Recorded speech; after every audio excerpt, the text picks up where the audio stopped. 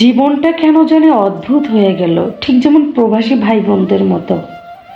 প্রবাসী ভাই বোনরা যখন দেশ ছেড়ে যান তখন কত আফসোস, কত আকাঙ্ক্ষা নিয়ে যান। ওই দেশে যাওয়ার পর বুঝতে পারে আকাঙ্ক্ষার মাত্রাটা দ্বিগুণ হয়ে যায়। জীবনটা কি অদ্ভুত, তাই না? মানুষ কাছে থাকলে কত মহব্বত থাকে, দূরে চলে গেলে সবাই যেন এক মুহূর্তে পর হয়ে যায়, একদম পর। আমি নিজেকে মনে হয় নিজের কাছে যে আমার যে কষ্টটা হচ্ছে ঠিক তেমনটাই একজন প্রবাসী ভাই বোনদের কষ্ট হচ্ছে।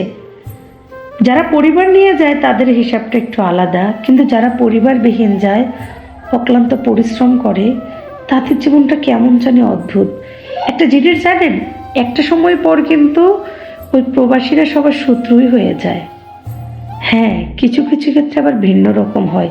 কিছু কিছু প্রবাসীরা টাকার মুখ দেখলে বাড়িতে গিয়ে একটা সময় পর বাড়ির ভাইয়ের বউ, আত্মীয় স্বজন, ভাই ভাস্তা সবার সাথে অন্যরকম একটা দাম্ভিকতা দেখায়।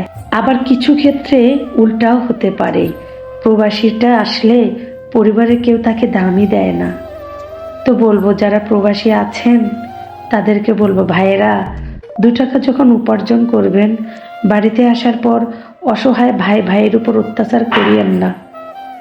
আর আপনাদের প্রতি যারা জুলুম করে তাদেরকেও বলবো, ওই জুলুম করিয়েন না। জুলুমের মাত্রা আল্লাহ তাআলা রাব্বুল আলামিন পছন্দ করেন না।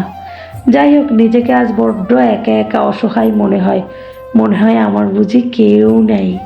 আসলেই কেউ নাই।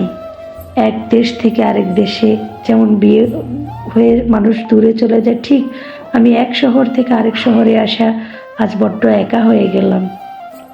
আমি সবাইকে হারাইছি, বাবা মায়ের ভালোবাসা, ভাই বোনের ভালোবাসা, শ্বশুর শাশুড়ি, দেবর ননদ, সবার ভালোবাসা হারাইছি। আজ নিজেকে বড় একা মনে হচ্ছে, বড্ড একা। এই একাকিত্ব শেষ কোথায়? শেষ নাই তো।